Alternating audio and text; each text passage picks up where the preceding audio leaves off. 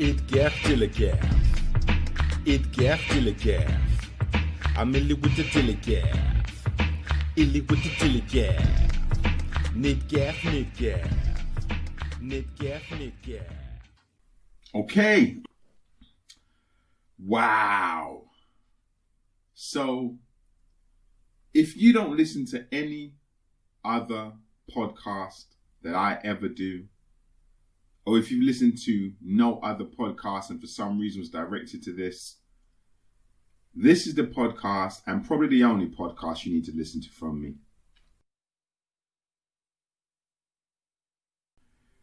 Wow, I don't even know where to start, man. But here's the deal. The reason that this is the only podcast you need to listen to me or to listen to from me is because of the reason that I made the GGPLS podcast, particularly the reason I made Freethinking, which is really the cornerstone of the GGPLS podcast. The other podcasts are kind of ancillary, they're add-ons to the whole concept of free thinking. So if you don't listen to any other podcast, which I wanted you to listen to with regards to free thinking, this is the only one you ever really need to listen to.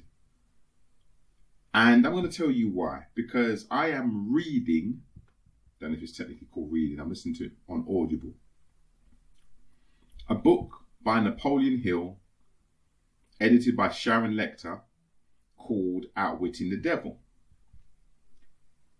And to cut a long story short, this book, Outwitting the Devil, is my life's philosophy. And I want to make it really clear that I'm reading the book now. I haven't even finished it. So I'm not saying that this book is giving me my life's philosophy. I'm saying that I'm going to be 50 years old in about 3 months. And the 50 years I've lived on this planet, I've been trying to form a philosophy, or not particularly form a philosophy for philosophy's sake. I've been trying to understand the world. I've been trying to make sense of the things that we're taught and told, given as facts, things that have been contested and argued, proven and disproven. I've been trying to make sense of all of that, pretty much I'm guessing like the rest of you. And this book literally is filled with everything I've worked out for myself. And even more importantly, fills in the blanks for the things that I'd worked out myself but didn't quite understand. And that's the part for me which is so mind-blowing. Not the parts that, may be seen as controversial by some people because they didn't already have those views. Or, for example, the two most controversial aspects of this book for a lot of people will be Napoleon Hill's views on religion, religious instruction, public schooling instruction, particularly God and his place in the universe, and the devil. Those are concepts that I think will be new to a lot of people.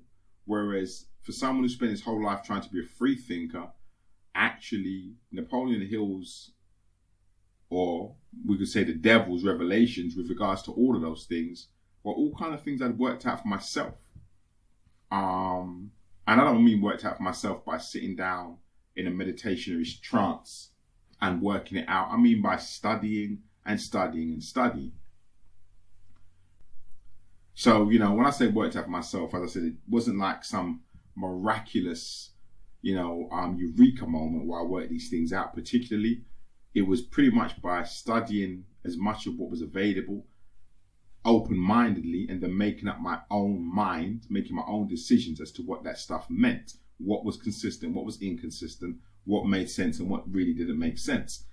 And this, mind-boggling for me. It's a lightning bolt moment for me to turn on an Audible, go for my morning walk, and have these beliefs repeated back to me. So I say again, these beliefs aren't particularly new. If I've thought about them, I'm sure a lot of other people think the exact same way as well. But they are what I would call rare.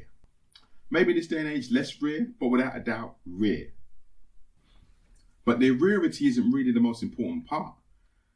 The most important part is that, as I said, they literally outline my life's philosophy, what I believe, and the way I've tried to live my life and why.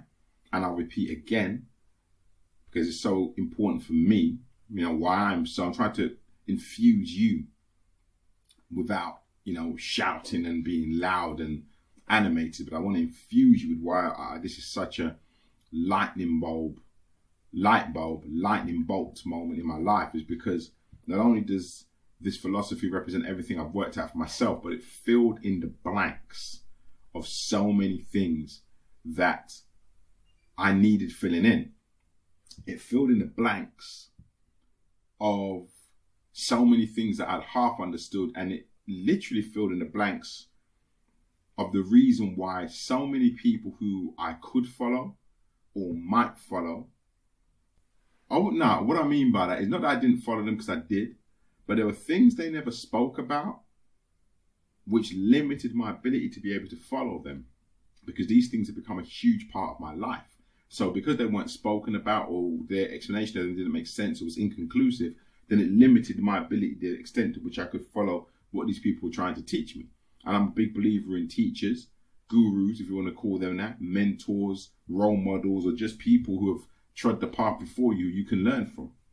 So let me get into some specifics, and I'm not going to break this book down at all, for one simple reason, because if I want this podcast to do anything, I want it to get you to go and seek this book out in whatever medium you find the most useful to taking information, whether it's a written book or an audio book like I'm been listening to, and listen to it and read it. That's what I want you to do. I don't want to give you a summary of the book. I would not have the ability to do so. But I will just throw a couple of highlights that really struck me. First thing I thought to myself is, actually, this book represented a lifelong battle of mine to be deprogrammed. To be deprogrammed. Once again, name of this podcast is Freethinking. I've always wanted to think freely and not just follow the programming or the instruction that I was given. I always wanted to question everything, and I've always tried my best to question everything. Now, questioning everything is an interesting scenario, because you would like to think that if you question everything, then you would get everything right. But obviously that's not true. Of course you're going to get things wrong. Of course you're going to misunderstand things or misinterpret things, just be completely backwards about things. But I think the process, the intention of questioning everything is the point. Because if you have the process and the intention of questioning everything, then you can't just be led like a horse on a bridle, down, or a donkey down any particular path, and told what to do and how to do it, what to believe. You can't just be treated that way. You actually have the decision, you make your own decision as if you're going to go down that path. And that's what I think is super important.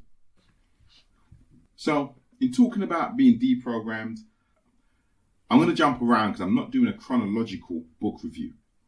That's not what I'm here to do. I'm really here just to talk about this book's effect on me and some of the prize takeaways I've received, and I haven't even finished the book yet. Most important one. Bit hard to do this without a spoiler. So, spoiler alert.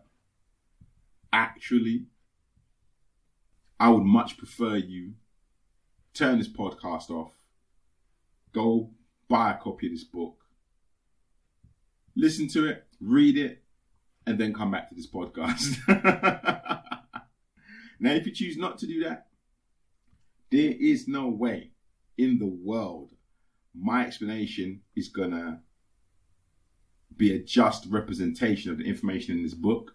So even if I give you a spoiler, trust me when I tell you, this is the kind of thing that you can know the ending of, and you still don't know anything unless you've watched it. Sometimes there are some movies like that you know what happens in the end, but the story, the enlightenment is in the journey from the first frame to the last frame. So even though you know the plot, and you know the story, and you know the outcomes, you still don't know anything unless you've taken that journey. Well, that's what this book is going to be. So if you choose not to read it before, if you choose not to stop here, go read it first and then come back to this discussion. Don't take this as a review, and do not take this as a summary. And in any, I'm going to say again, any way, form, shape or measure, do not take this as a substitution for reading this book yourself. It ain't that. So if you're the kind of person who thinks that you've heard the punchline and you know the outcome, so you don't need to go and check the original source, stop. Turn this off right now.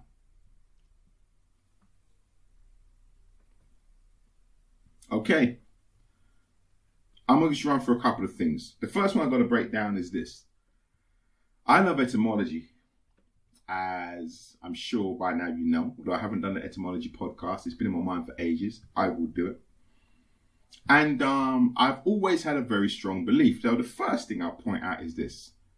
This book is a supposed, and everyone's going to have their own opinion, but it's a supposed interview that Napoleon Hill has with the devil. Yes, the devil. Fire, brimstone, hell, pitchfork, 600-foot red-looking demons with horns. That one. Eternal torture, all that shit. It's an interesting book because he starts out by explaining how he got to the point to be able to interview the devil. And that alone, if you don't even like the concept or you have no way of opening your mind long enough to even entertain the idea that someone could interview the devil, just listen to the first part of the book before he gets to the actual interview. It's probably about 4 or 5 chapters, and that alone will enlighten your life amazingly. Now, the reason I believe he interviewed the devil is because of how the devil describes himself. And that's where the etymology comes in. So the devil basically says, I am not who and what you think I am, and I am not how you characterize me. I.e., everything I just said to describe the devil, 600-foot, blood-red painted demon with horns and pitchforks, putting people into eternal subjugation, tricking you and enticing you with fornication and greed and avarice and all the other 7 deadly sins, trying to pull you away from the path of God. Well, maybe that last part's right. All of those first points, the way that we characterize and envision the devil and have been told the devil is over the years through whatever means or mechanism, I guess since it's the devil, it's always been religion. He basically says it's all bullshit. All bullshit. Now you've got my attention. He basically says, yin and yang, proton, neutron, positive, negative charge of every atom, electron. You can tell I'm not a scientist, but you scientists will be able to tell me where I'm going wrong and what I mean.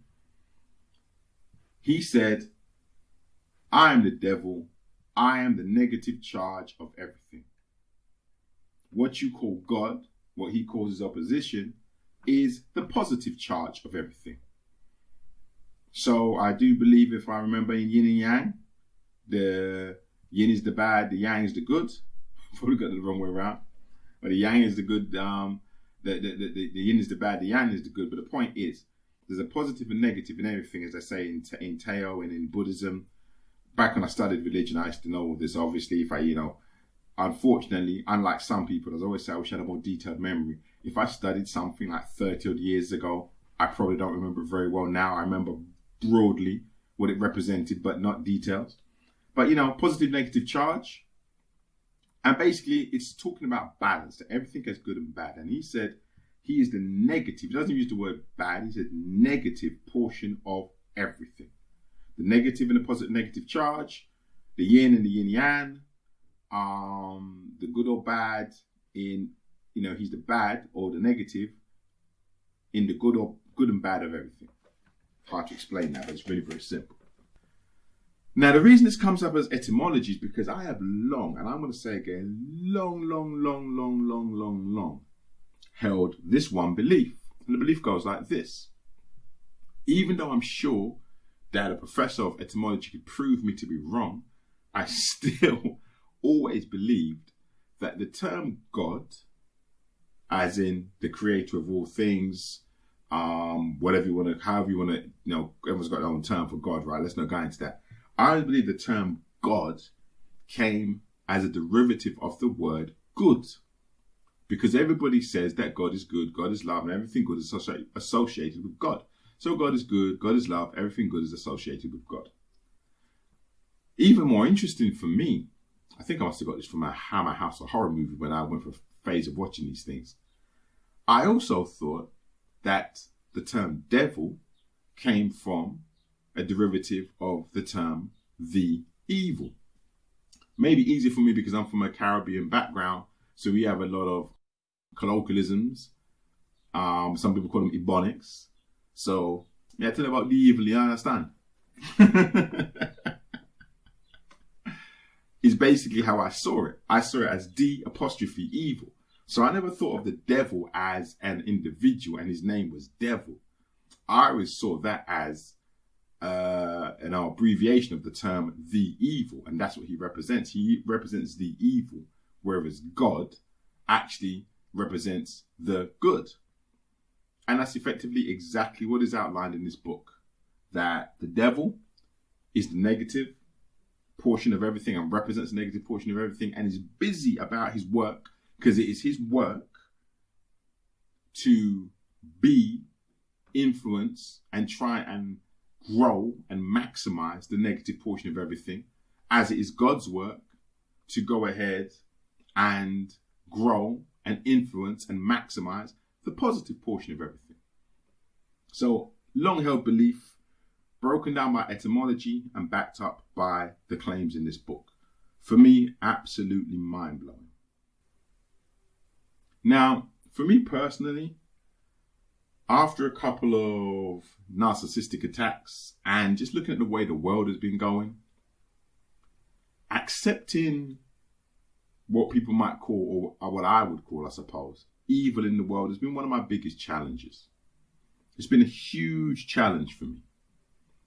But if I really think about it, and I've always known this, it just goes back to the simple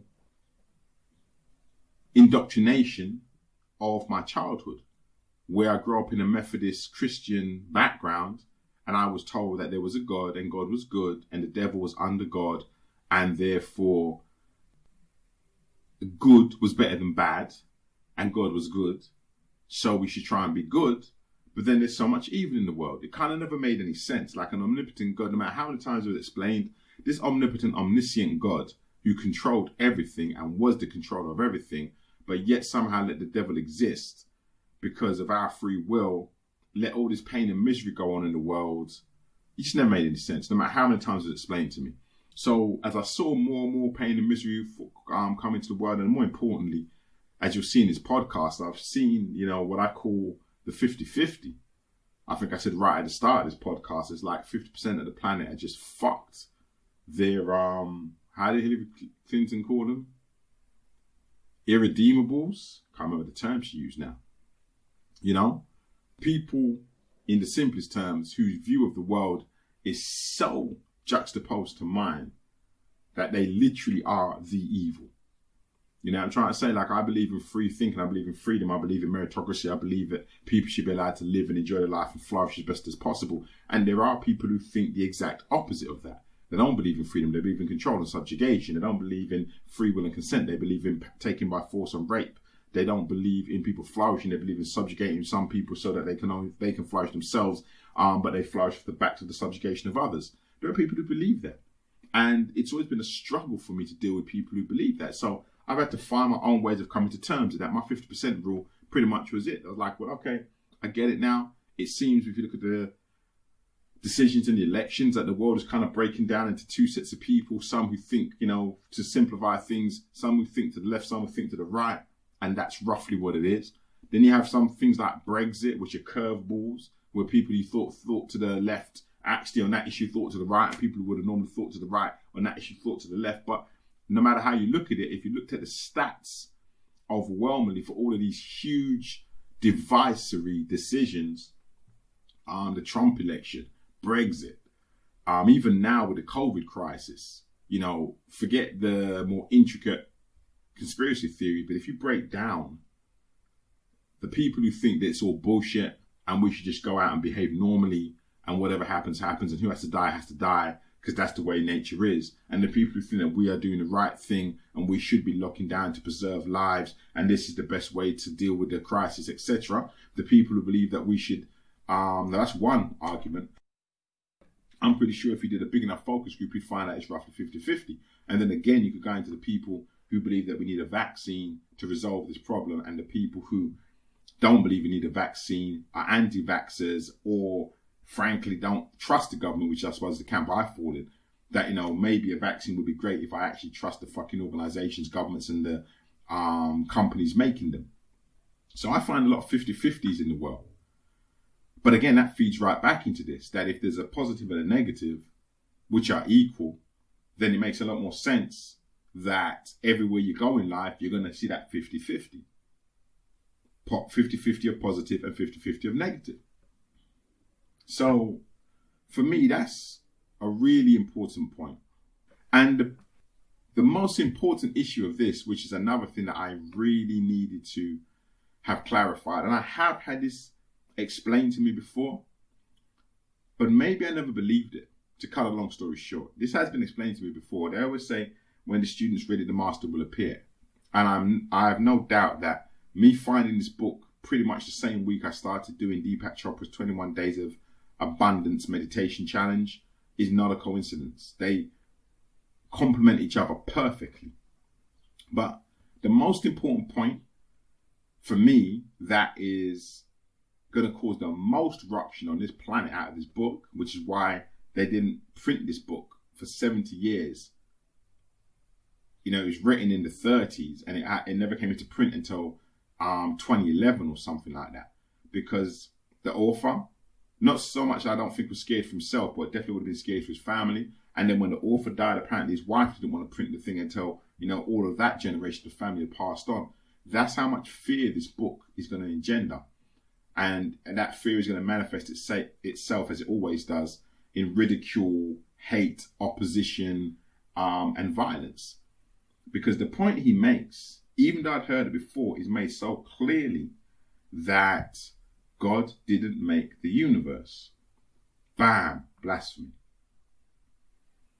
Now, as someone who's grown up and always been in some kind of either a religious or a spiritual tradition, it's even hard to say those words. That level of blasphemy is like cellular.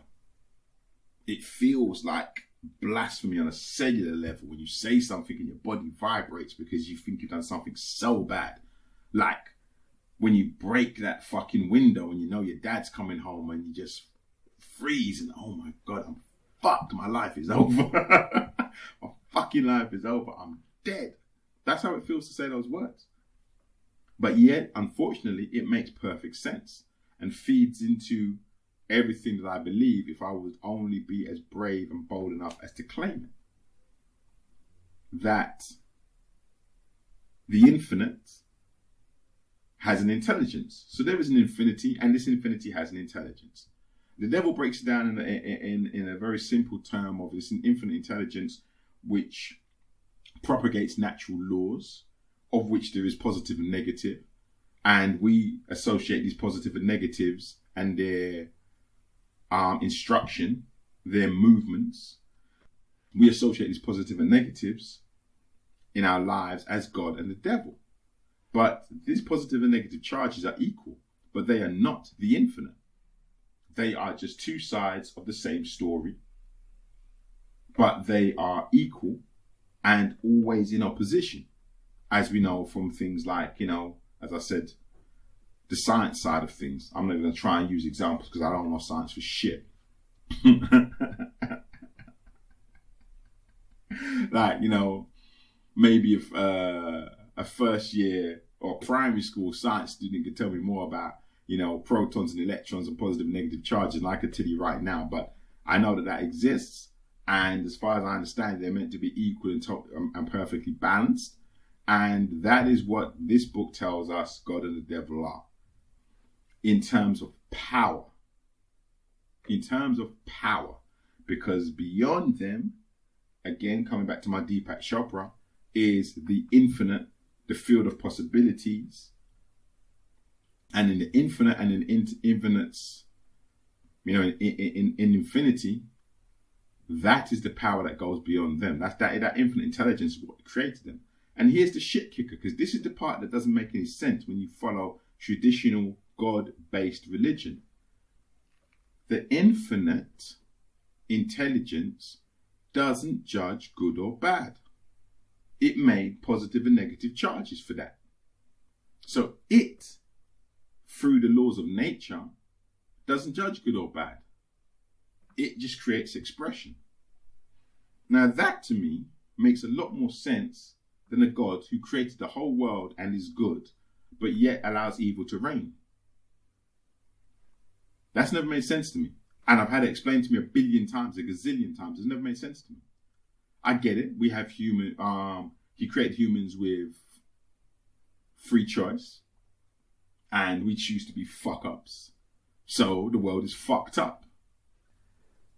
But for a religious tradition that places so much store in the concept of God acting like a human, because I always just, sold myself the story of, well, let's face it, if you was omnipotent and omniscient being, or I'll rephrase that, you are not an omnipotent or omniscient being. So how the fuck do you know what God thinks? And then you should walk away from it, right? But since God can be jealous, according to Christianity, and God can be angry, and God has all these traits that are so blatantly human and obviously would be beyond, beneath an omnipotent and omniscient God, then you get to play God in your own mind and think, well, if I am good and I'm goodness and I believe in goodness, would I really allow this much horrid hate, pain, just all that fucked up shit? I can't bother to find words. Would I really allow that to reign so strongly across the planet? Would I really?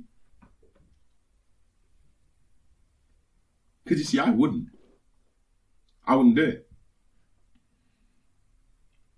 So it makes more sense that God, good, and the devil, the evil, are balanced in power and in opposition. Now we are in the middle, and this comes back to that wonderful scene I've seen played out on television so many times.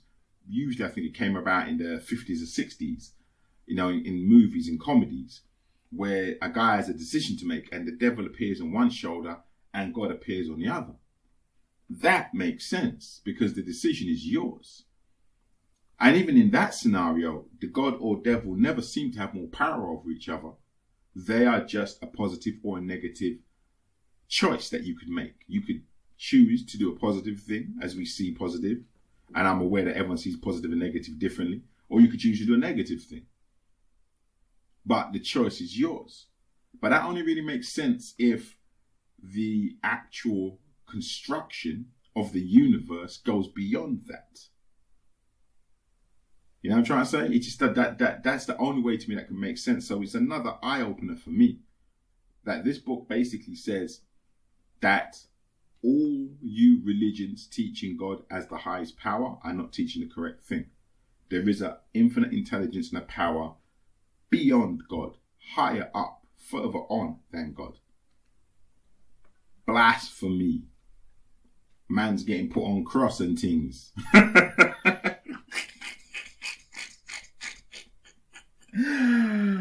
I'm a heretic and all of that shit. But still, like I said, man, don't try and take the explanation from me. I'm hoping that you're in this discussion because you've listened to the book or read the book and now you're interested in to get my interpretation of it. But I think that part of it's the most important.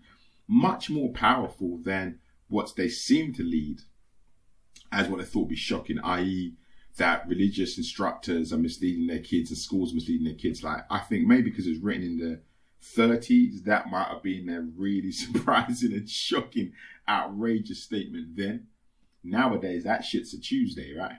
It's like, religious instructors are misleading their kids. Yeah, we know that.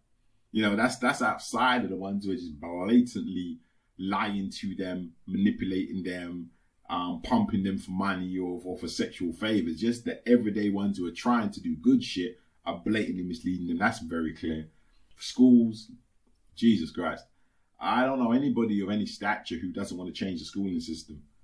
Almost everybody involved in anything financial and anything to do with financial education wants to change the schooling system, as do most people involved in anything else to do with young people. I worked as a youth worker, which is one of my favorite jobs ever.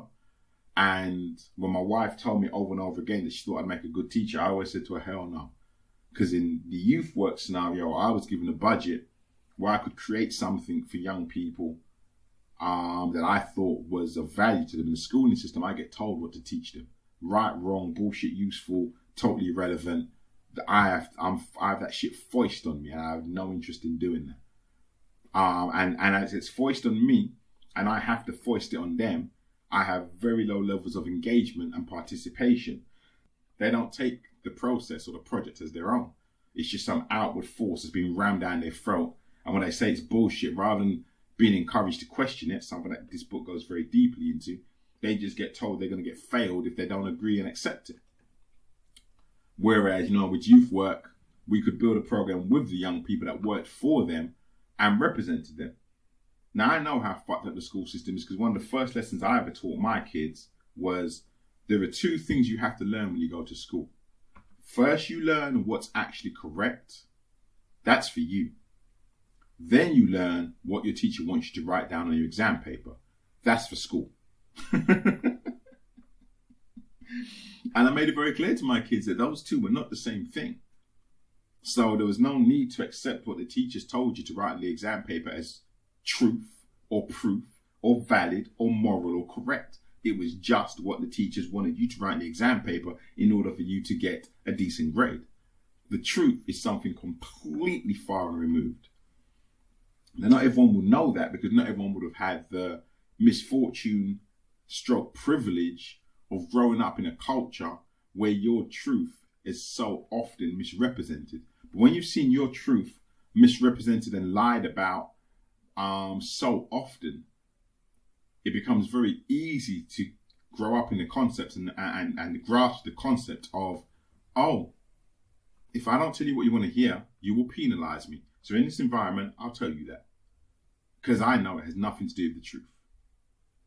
So that wasn't really no big shakes for me at all, to be really honest with you. But again, I say I appreciate in the 1930s when this book was written, that was probably earthquake level, ground shattering revelations. But for me, the real revelation that God and the devil, the good and the evil, are equal in power. Neither of them created the world. Neither of them require praying to or worship. Think about that. I've met a couple of devil worshippers in my time. Devil ain't interested.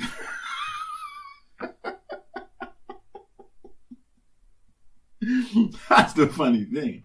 Like, we've all met a lot more God worshippers, whether you call God Buddha or Jesus Christ or God or Allah.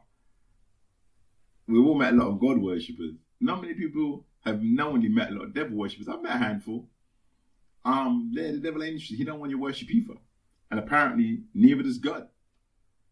God wants you to be positive. God wants you to be good. The devil wants you to be negative. The devil wants you to be bad. That's it. Why? Because it's in accordance with their natures. That's what they have to do. Now, an omnipotent, omniscient God wouldn't have to work in accordance with his nature. But this one, in this book, the one that I believe in, does. Because the infinite intelligence that created everything and the universal laws by which the universe runs, or the universes run, the multiverses run, are beyond him. They are his creator. They are more powerful than him.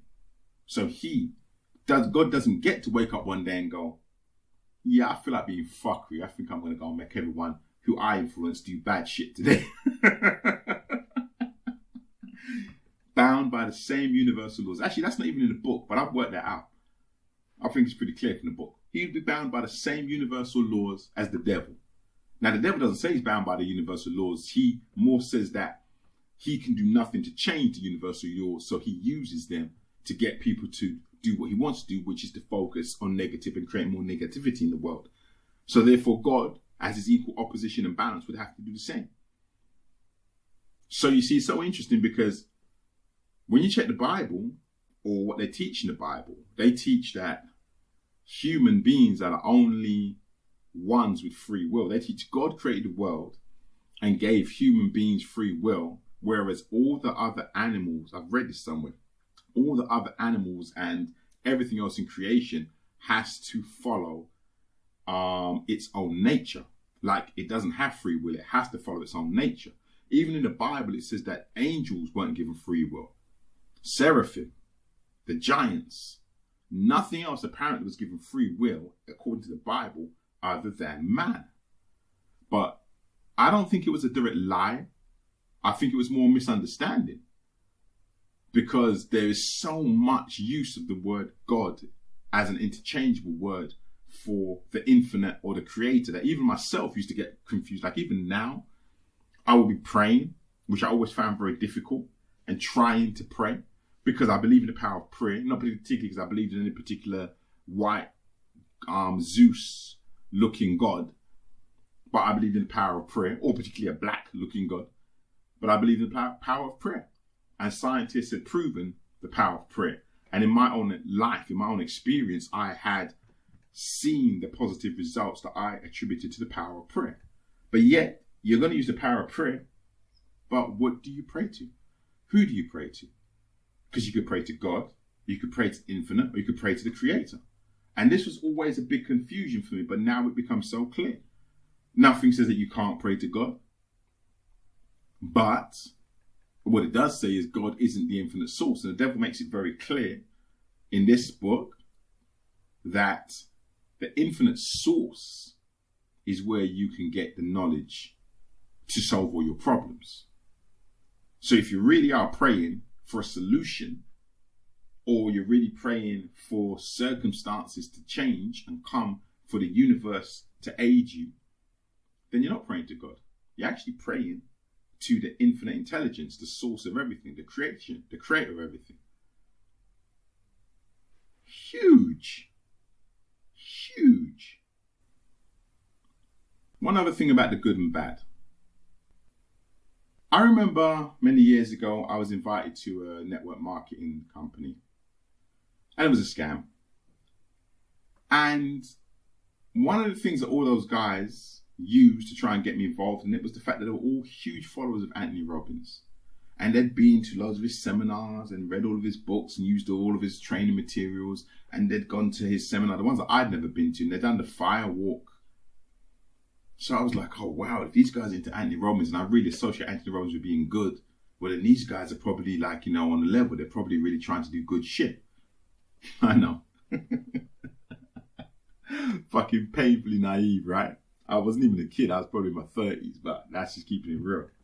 But yet, it was interesting to me how people who were representing the evil, negative, as in stealing from people, and I could go into this more, but I'm not. You're going to have to go into the book because he breaks it down very, very well, what positive and what negative is and why. People who were doing bad shit, so just take my word for it, it's bad shit. Let's not get into, well, everyone has a different view of good or bad. Read the book. The devil tells you very clearly what good and bad is, and what he's trying to maximize and increase, and what God's trying to minimize, and what God's trying to maximize and increase. So I always found it amazing that these people could use something that I perceive to be so good, which is the work of Anthony Robbins or Jim Rohn or Zig Ziglar, self-improvement work that would help you provide greater service to others and greater prosperity to society. Adam Smith, the invisible hand, the basic principle behind all commerce, if it is genuinely a valuable exchange, fair exchange, as they say. I find it so hard that these people could use these good principles for something as evil as ripping people off of their money and providing them with nothing. I wasn't actually expecting God to step in and intervene. I just found it amazing that people could do that. I've always thought that maybe something like that work would maybe just by its nature repel them, you know, and they'd go and find another scheme. So it was so interesting for me to discover again in this work that, you know, let's just say that the things that Anthony Robbins teaches, and a lot of them are natural laws. So these are natural laws that God is using to help people to improve themselves. But they're natural laws. I've come into understanding this differently anyway, but just, I was using that as a starting point. So the point he makes is that, well, these natural laws are natural laws, like gravity, they're available to everybody. I can't say that I am saintly, and when I jump up in air, I come back down. But just because you are wicked and evil and murderous, when you jump up in the air, you won't come back down. No, gravity applies to us both. Gravity being my favorite natural law. So since gravity applies to us both, so do all other natural laws. And that's another key understand, because you see, that's when you start to realize, and the level breaks down so clearly, that with regards to being successful and gaining things, if wicked and evil people, for the want of a better word, use natural law correctly, their wickedness and their evilness will not prevent them from having success. So you can pray against people's wickedness all you want.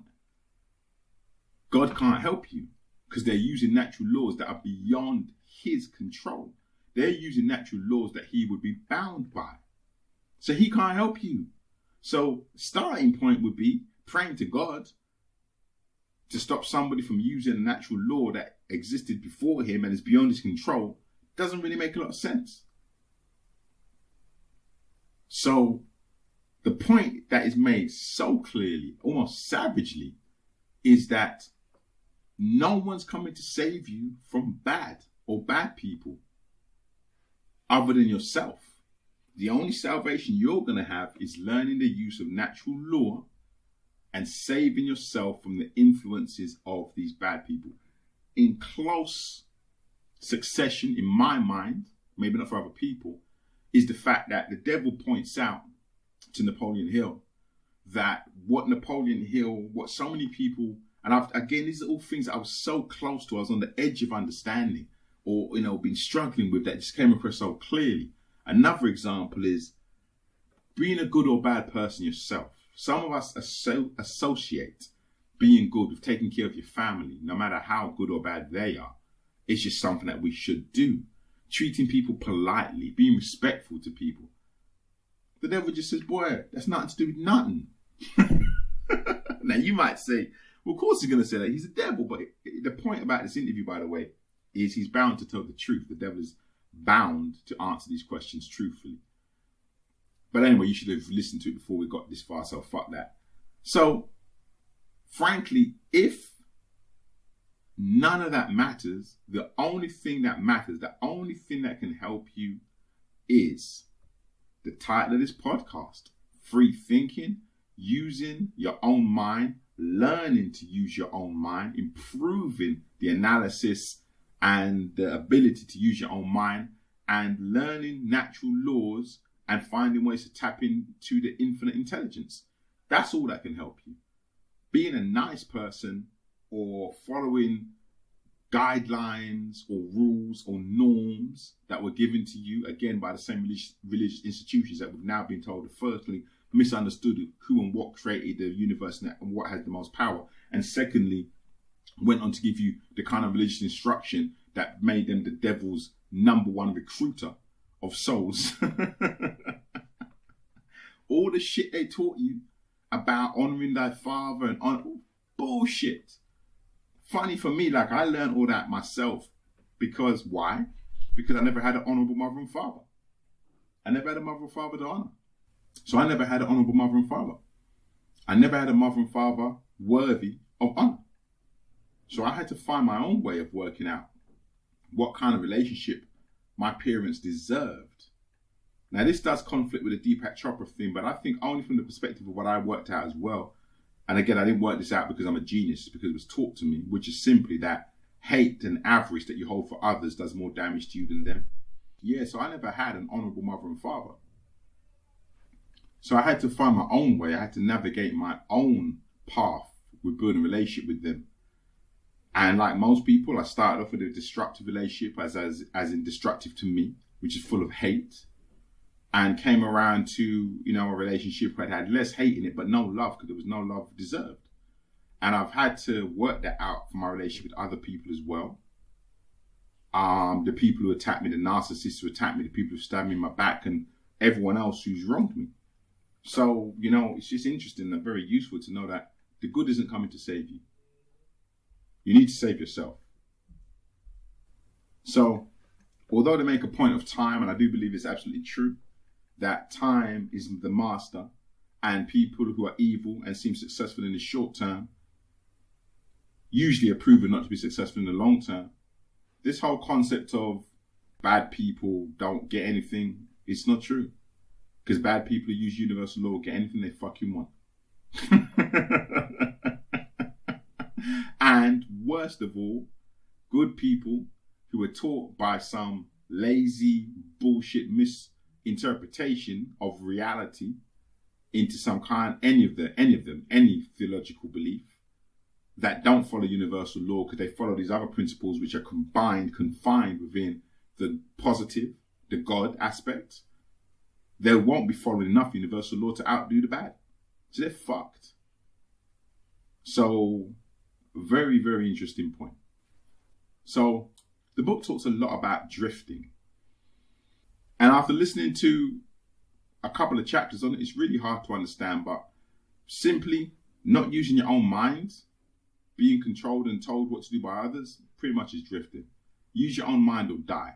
Which does make sense, because if you look at the real concept of what religion always broke down, which is God gave human beings free will. If God gave human beings this one thing, free will over everybody else, why the hell would we give it away to anything? You wouldn't give your free will away to a dog, a cat, a duck, a tree. Why would you give it away to another human being? Yet that seems to be all we want to do. Again, makes something that I've always believed, and it makes perfect sense. And that's why I have a podcast called Freethinking. It reminds me of my Black radical days, radical militants. The ability that period of time had to have me drifting was huge, because there I was thinking I was doing the right thing, fighting against the wrongs in society, but I was being led. And if I had joined any of those organizations, what I would have quickly found was that they would have made the decisions for me. So going back. So like I said, in my Black radical days, in my uber militant, whether it be revolutionary communist socialist or Black militant, I see very clearly now how the cause of drifting would have had me slipping. Because even though I thought I was doing the right thing by thinking for myself, not following what I'd been indoctrinated by Western society or the schooling system, do my own investigation into what had really gone on in history, as opposed to just buying the lies that I'd been taught in school or on the TV or the media, the most famous printed books, etc. What I realized was that whilst I was doing that, I was also moving in and getting involved with organizations that would start making decisions for me. Now, admittedly, I've always been pretty good at that. And one of the things that I've always been very strong at, and I can think of myself and only a handful of other people who have managed to achieve this while moving within those circles, is never joining any particular organization or party for any length of time. And a lot of people thought it was an arrogance, but it wasn't. It was just actually a knee-jerk response to what the devil talks about when he talks about drifting, which is not using your own mind and letting other people make decisions for you until before you know it, you're now doing, representing, believing, and following things that you don't believe. And, the level of how dangerous that is can only be explained when you realize that some of these organizations, could have had man doing all kinds of activities that would have nowadays been seen as terrorism, because you're just following what next man is telling you is and has to be done. And that's when you realize how dangerous it is. That's where you get to the problems that we're having now, where people who want to do the right thing quickly find themselves being co-opted into activities and behaviors that they don't really believe in, because they believe in the overall aim or the cause of the organization, Well, there's a lot of organizations I believe in the cause of, but I refuse to follow the actions of. And that's why I decided after a little while that basically I'm better off supporting these causes and never becoming part of them. And that allowed me to always maintain freedom of thought and stop me from drifting. And one of the main reasons why I left politics is because I never wanted to be anyone's leader. Politics is all about leaders. There was a time when I had a decent following and I was like, well, the last thing in the world I want to be is the leader of people. You know, me and Mike used to always joke that if we had no morals, we'd have set up a church. There was one time where I knew enough about religion after studying theology out of my own back, just for my own interests, for about 4 years, and mysticism and all these other kinds of, secret schools, that I could have easily set up a church, bullshitted and hoodwinked a shitload of people, and made myself very comfortable and powerful in the process. And it's the last thing in the world I wanted to do. But again, you see the parallels in this text, because I could have had people drifting to me, with me being the power, and whilst even if I was pretending to be positive, the fact that they weren't using their own brain would have meant that even if I set up a church and my genuine intention was to be positive, unless I taught freedom of thought, freedom of expression, which would have meant disagreement and discord, I would actually be aiding the devil just like all the rest. And the last one I'll say, they talk a lot about hypnotic rhythm, which makes perfect sense to me. I'm 50 years old and I still exercise and train because I got myself into that habit at the age of about 13 or 14. And they say it takes 30 or 60 days to build a habit, but it doesn't. It takes 30 or 60 days, I believe, to start a habit. But when you want to get it to that level that he talks about with hypnotic rhythm, it takes a lot longer, and then it lasts longer, and it is like a whirlpool, as they say. It becomes a self-fulfilling prophecy. It feeds itself. And I also think it becomes like the other great thing they called compound interest. I think it becomes like compound interest. So after a while, what will happen is you're doing the same thing over and over and over and over and over and over again, and you don't see the power of that repetition. But then when it starts to explode, its power is exponential. So, the fact that I probably would find it very difficult to go any period of time, and even after I destroyed my back and could barely walk and could barely exercise, I never fell into a habit of becoming unfit. I found the first form of exercise I could do, and I just got on with it. Which was from walking to, I thought yoga would be the one, but it felt uncomfortable. So I went from walking to swimming. I went from swimming to weights, bizarrely enough. Then I went from weights to going back to kung fu, to shadow boxing, and now I'm back doing yoga. Like probably over a 10-year period. But at no point did I get out of the habit of exercise. At no point have I got out of the habit of business. That's really where I understand the power of hypnotic rhythm. And I understand, like I said, the hypnotic rhythm will be like compound interest. You keep on doing the same thing over and over and over again. And if you don't have a dedication to it, you won't really understand how powerful it is until it starts to pay those kind of exponential returns. And then you see what's happened when you've actually got yourself in a whirlpool, either going upwards or downwards. Because once you're in an upward whirlpool, it's almost impossible to stop the benefits that come to you. And if you're in a downward whirlpool, it's almost impossible to stop the detriments that are thrown at your life. The last one, must say this because I've run out of time. There's two things this has answered. Oh my God, I don't know how I missed the other one. I'll do this one first.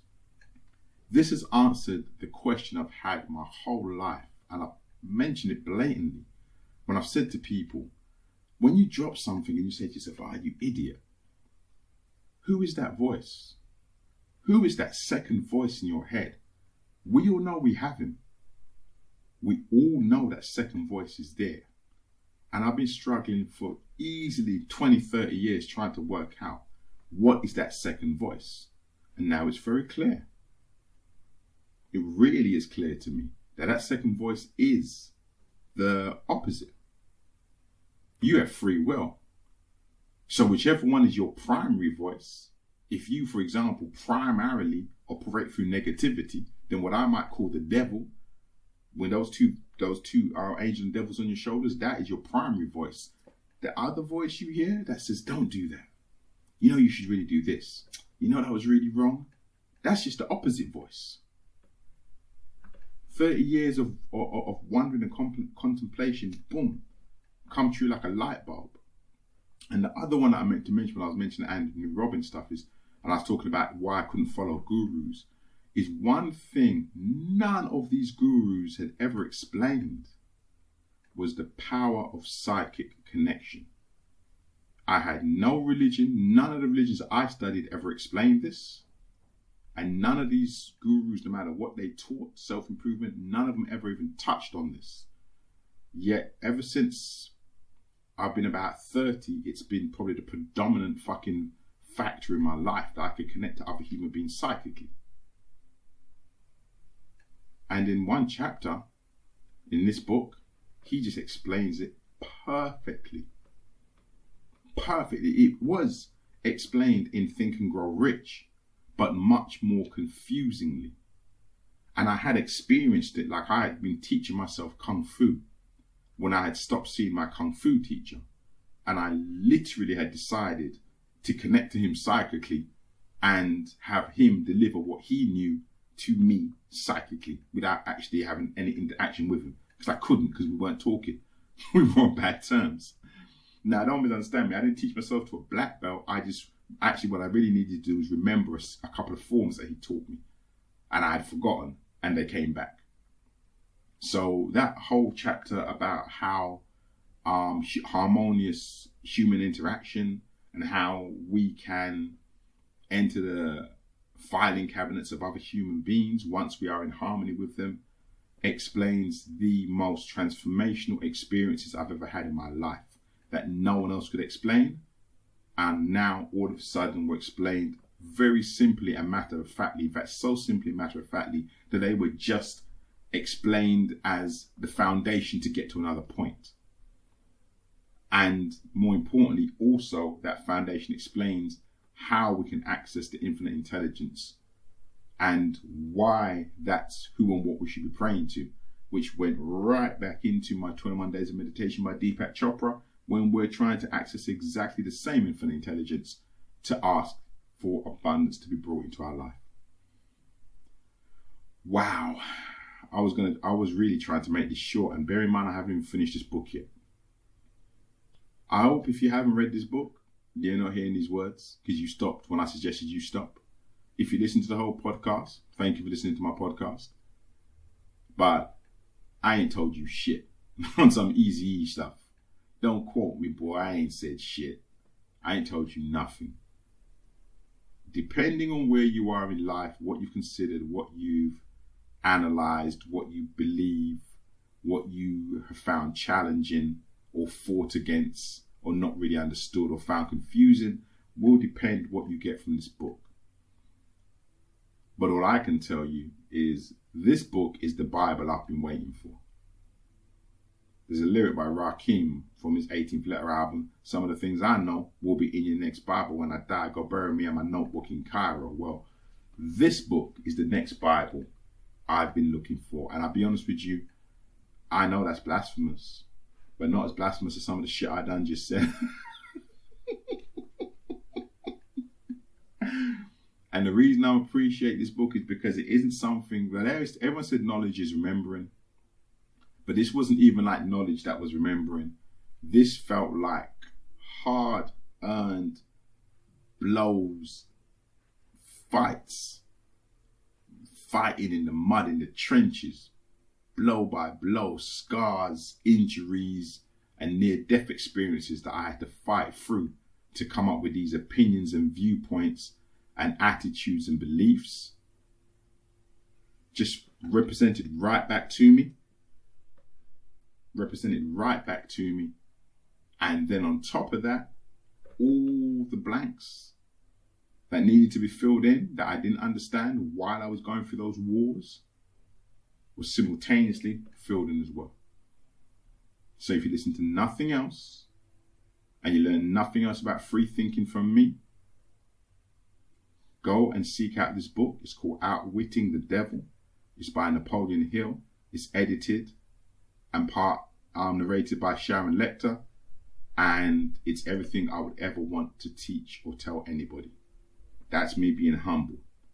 This is one of those Chris moments. This is one of those Chris Rock moments where it ain't about me. It's about this. Fuck me. Go read this. I'm out.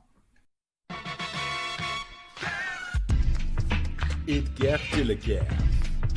Et gaff til et gaff. I'm in with the telegaff. Illy with the telegaff.